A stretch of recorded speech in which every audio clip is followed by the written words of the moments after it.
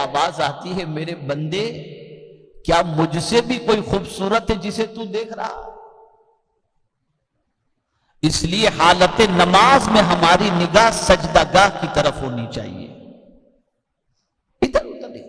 جب پڑھنے ہی کے لیے آ گئے ہیں اور اللہ نے توفیق دے ہی دی ہے تو اس کو صحیح طور پر، مجھے یاد ہے میرے استاد گرامی رئیس المفسرین جو اس وقت 86 سال کی عمر کے ہیں کم و بیش، ماہ رمضان میں حافظ صاحب سے کہتے ہیں حافظ صاحب ذرا آرام آرام سے پڑھنا، کوئی لفظ کٹنا نہیں چاہیے، بھلے جتنا وقت لگے، جتنوں کو پڑھنا ہو پڑھیں گے، جتنوں کو نہیں پڑھنا ہو جہاں جانا ہو چلے جائیں، لیکن نماز ہماری درست ہونی چاہیے۔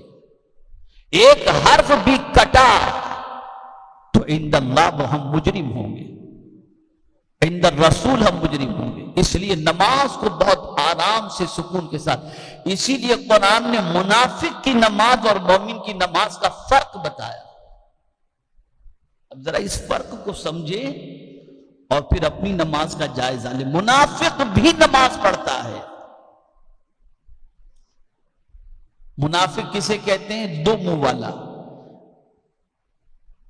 غیر مسلموں سے ملے تو کہے میں آپ کے ساتھ، مومنوں سے کہے تو میں آپ کے ساتھ۔ وَإِذَا لَقُوا الَّذِينَ آمَنُوا قَالُوا آمَنَّا وَإِذَا خَلَوْا إِلَىٰ شَيَاطِينِهِمْ قَالُوا إِنَّا مَعَكُمْ۔ ظاہر میں بتاتے ہیں کہ ہم ایمان والے ہیں، لیکن اندر سے جب شیطانوں سے ملتے ہیں تو کہتے ہیں ہم تمہارے ساتھ ہیں، مومنوں سے ملتے ہیں تو کہتے ہیں ہم تمہارے ساتھ ہیں، اور جب ان سے پوچھا جاتا ہے ایسا کیوں کرتے ہو تو کہتے ہیں ہم تو مذاق اڑاتے ہیں۔ انما نحن مستہزئون، یہ قرآن کے اندر، یہ قرآن کے اندر ہے۔ تو ایسے لوگ، ان کی نماز کا قرآن تذکرہ فرماتا ہے اذا قاموا الى الصلاة قاموا كسالى، وہ جب نماز پڑھتے تو بالکل سست مردے کی طرح نماز پڑھتے، وہ چاق و چوبند ہو کر نماز نہیں پڑھتے، سست نماز پڑھتے ہیں۔ اور مومن جب نماز پڑھتا ہے قد افلح المؤمنون الذین هم فی صلاتهم خاشعون، جب وہ نماز پڑھتا ہے تو نماز میں اس کا دل، اس کا وجود آہوزاری اللہ کی طرف جھکا ہوا ہوتا ہے، اس کی نماز کے اندر خشوع ہوتا ہے، اس کی نماز میں خضوع ہوتا ہے۔ اور جب یہ نماز ہوتی ہے تو پھر یہ نماز اس نماز پڑھنے والے کو برائیوں سے روک لیتی ہے۔ جب ہم مسجد میں آ ہی گئے یا نماز کے لیے وقت ہو ہی گیا اور ہم نماز جب پڑھتے ہیں تو پھر کیا وجہ ہے کہ نماز کو نماز کے طور پر نہیں پڑھتے؟ اچھی طریقے سے ادا کریں، اگر کوئی عذر نہیں ہے تو پھر جیسے نماز کا حکم ہے اس طریقے سے کریں، لیکن عذر بھی ہے تو نماز کو نماز کے طریقے سے پڑھیں کہ رکوع سجود وغیرہ کے اندر بھاگم بھاگی والی پوزیشن نہیں ہونی چاہیے، آرام سے ادا کریں۔ تو پہلی چیز جو بتائی گئی وہ یہ ہے کہ جو لوگ اپنی نماز کو ضائع کر دیتے ہیں، یعنی اس سے مراد یہ کہ چھوڑ دینا، وقت گزار کر کے پڑھنا، وقت تھوڑا سا باقی ہو مکروہ وقت، جیسے بعض لوگ عصر کی نماز جو ہے مغرب کے قریب جا کر کے ادا کرتے ہیں، مکروہ وقت میں ادا کرنا، اس طریقے سے نماز ادا کرنا در حقیقت نماز کی روح کو اور نماز کے حق کو ادا نہ کرنے کے مترادف ہے۔ اس لیے فرمایا گیا 3 چیزوں کے اندر جلدی کرو، جب بچے شادی کے لائق ہو جائیں تو ان کی شادی کرنے میں جلدی کرو، جب نماز کا وقت ہو جائے تو ادا کرنے میں جلدی کرو، اور جب کسی کا انتقال ہو جائے تو دفن کرنے کے اندر جلدی کرو۔ یہ 3 چیزوں میں جلدی کرنے کا حکم ہے۔ تو پہلی بات تو یہ ہوئی۔ اب ایک دوسری بات، بعض لوگ قسمت کا رونا روتے ہیں، یار ہماری قسمت ہی خراب ہے، آئیے اس کا علاج بھی بتا دیں، اس کا علاج بھی بتا۔ قرآن کہتا ہے وَبَرًّا بِوَالِدَتِي وَلَمْ يَجْعَلْنِي جَبَّارًا شَقِيًّا، جو اپنی ماں کے ساتھ حسن سلوک کرے وہ نہ ظالم ہوگا نہ بدبخت ہوگا۔ ماں سے اچھا سلوک کرنے والا کبھی بدبخت ہو ہی نہیں سکتا۔ اس لیے اگر کسی کو اپنی قسمت کے حوالے سے یہ شکوہ اور شکایت ہو اور آدمی یہ کہتا ہو کہ میرے ساتھ یہ ہو رہا ہے، میرے ساتھ یہ ہو رہا ہے، میری قسمت یہ ایسی ہے، نہیں، قرآن کہتا ہے کہ اپنی ماں کے ساتھ جو اس نے سلوک کیا وہ نہ ظالم ہو سکتا ہے نہ بدبخت ہو سکتا ہے۔ تو اگر ماں ہے اس کے ساتھ اچھا سلوک کرو، تمہاری جتنی بدبختی تم سمجھ رہے ہو اللہ تعالیٰ اس کو نیک بختی میں تبدیل فرما دے گا۔ کبھی کبھی تو ایسا بھی ہوا کہ ماں کے ساتھ اچھے سلوک کی بنیاد پر اللہ نے تاج ولایت عطا فرما دیا۔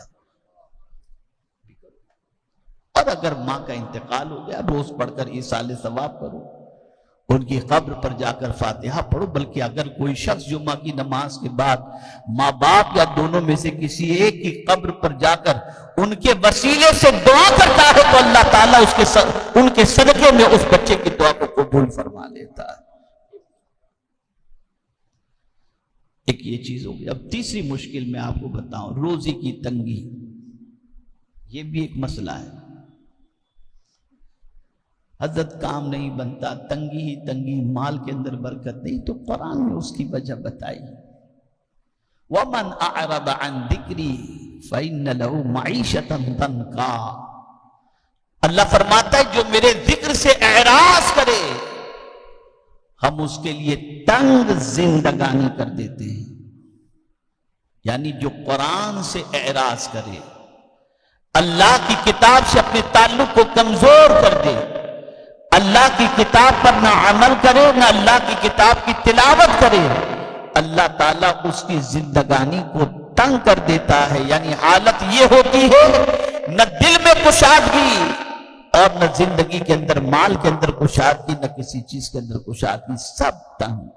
بلکہ بعض مفسرین تو فرماتے ہیں کہ ایسے شخص کی قبر بھی اللہ تنگ کر دیتا ہے، تنگ کر دیتا ہے۔ تو ہماری زندگی کے اس قسم کے بہت سارے پرابلمز ہیں، ہماری زندگی کے اس طریقے کے بہت سارے مسائل ہیں جن کے اندر ہم گھرے ہوئے ہیں اس وقت، اور ہماری زندگی ایسی بن چکی ہے کہ ایک زندہ لاش کی طرح، اور پتہ نہیں آنے والے دنوں میں جو ایک نیوکلیئر وار کی طرف دنیا جاتی ہوئی بظاہر نظر آ رہی ہے، مستقبل کتنا خطرناک ہوگا ہم اور آپ نہیں جان سکتے۔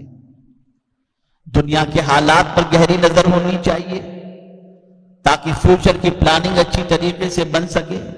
ہماری پلاننگ تو بس اتنی ہے کہ آج رات کو ڈھابے پہ کھانے جائیں گے، آج رات کو یہ کھائیں گے اور کل یہ کھائیں گے، پرسوں یہ کھائیں گے، بس اس کے علاوہ کچھ ہے ہی نہیں۔ شکم پروری کا عالم یہ ہے کہ العیاذ باللہ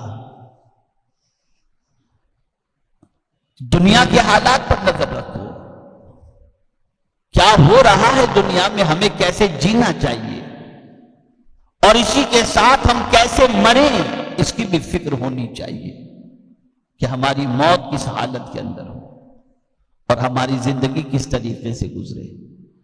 تو یہ ساری سچویشن، ہماری زندگی کے کئی پرابلمز ہمارے سامنے ہیں اور ہم ان پرابلمز کا سولوشن اپنے اعتبار سے تلاش کرتے ہیں تو نہیں ملتے، لیکن قرآن کے جاننے والے، دین کے جاننے والے جب رہنمائی کرتے ہیں تو ہم ان پرابلمز کا سولوشن حاصل کر لیتے ہیں۔ اسی لیے سنی دعوت اسلامی کا بین الاقوامی سنی اجتماع وادی نور آزاد میدان میں رکھا گیا ہے، جو انشاءاللہ آئندہ جمعہ سے شروع ہوگا۔ انشاءاللہ العظیم انگلینڈ، امریکہ، آسٹریلیا، ہالینڈ، ان سارے ممالک سے بھی الحمدللہ دعات اور علماء تشریف لا رہے ہیں اور رہنمائی کریں گے۔ اور آپ دیکھتے ہوں گے کہ ہندوستان کے مختلف علاقوں ہی سے نہیں، دنیا کے مختلف علاقوں سے لوگ اس اجتماع میں شریک ہوتے ہیں۔ بندگان خدا کا ایک تانتا یعنی سمندر کی طرح ایک انسانوں کا ہجوم نظر آتا ہے، اور بہت سارے ایسے ہوتے ہیں جن کی زندگیاں اس اجتماع سے ایسی بدلتی ہیں کہ بدلنے کے بعد آج وہ دین کے راہی بن گئے، دین کے مسافر بن گئے۔ آپ کی مکمل ذمہ داری ہے کہ آپ نے آنا بھی ہے، اس اجتماع کے اندر لوگوں کو لانا بھی ہے، اس اجتماع کو کامیاب کرنے کے لیے بھرپور کوشش کرنی ہے۔ میں آپ کو ایک بات سے فرض کروں کہ حضور مفکر اسلام جب 93-94 کی بات ہے کم و بیش، وادی نور اجتماع میں جب تشریف لائے تھے تو اجتماع کے شروع ہونے سے پہلے وادی نور صرف جائزہ لینے کے لیے پہنچے تھے۔ عورتوں کے اجتماع کی رات کو، یعنی مردوں کا اجتماع شروع نہیں ہوا تھا، رات کو صرف اجتماع گاہ دیکھنے کے لیے پہنچے۔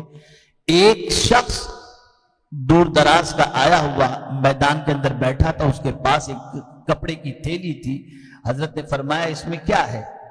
تو کہا حضور 3 روز میں یہاں قیام کروں گا تو 3 روز کا کھانا میں لے کر کے آیا ہوں، اتنا پیسہ میرے پاس نہیں ہے کہ میں یہاں پر خرید کر کے کھانا کھا سکوں، تو میں روٹی اور اچار لے کر کے آیا ہوں، اور میں بہت دور سے کئی کلومیٹر دوری سے یہاں پر آیا ہوں تاکہ میں 3 دن تک اس اجتماع میں بیٹھ کر دین بھی سیکھوں اور اپنی آخرت کو سنوارنے کی کوشش بھی کروں۔ حضرت کی آنکھوں میں آنسو آ گئے تھے اور حضرت نے فرمایا ایسے لوگ بھی اجتماع کے اندر شریک ہوتے ہیں، اور اس طریقے کے کئی بزرگ بھی تشریف لاتے ہیں، بے شمار تعداد علماء کی ہوتی ہے، لیکن ہمارے اندر اب بھی کھانے پینے کا اتنا شوق ہے، یار ادھر شادی میں جانا ہے، ادھر جانا ہے۔ ساری شادیاں یہاں پر ممبئی میں 10 کے بعد چلتی رہتی ہیں، کوئی بند نہیں ہوتی۔ دین کے لیے وقت نکالو، قبر کے اندر پیٹ بھرے ہوئے ہو یا نہیں یہ نہیں پوچھا جائے گا، دین کے بارے میں پوچھا جائے گا۔ دین کو مضبوط کرو، دین کو زندہ کرو، دین کی محبت دل کے اندر پیدا کرو، یہ دین ہی ہے جو قبر میں بھی آئے گا اور محشر میں بھی کام آئے گا۔ اللہ تعالیٰ مجھ سے آپ سے سب سے وہ کام لے جس سے اللہ بھی راضی ہو اور اس کے رسول صلی اللہ علیہ وسلم بھی راضی ہوں۔ وما علینا الا البلاغ المبین۔ السلام علیکم ورحمۃ اللہ وبرکاتہ۔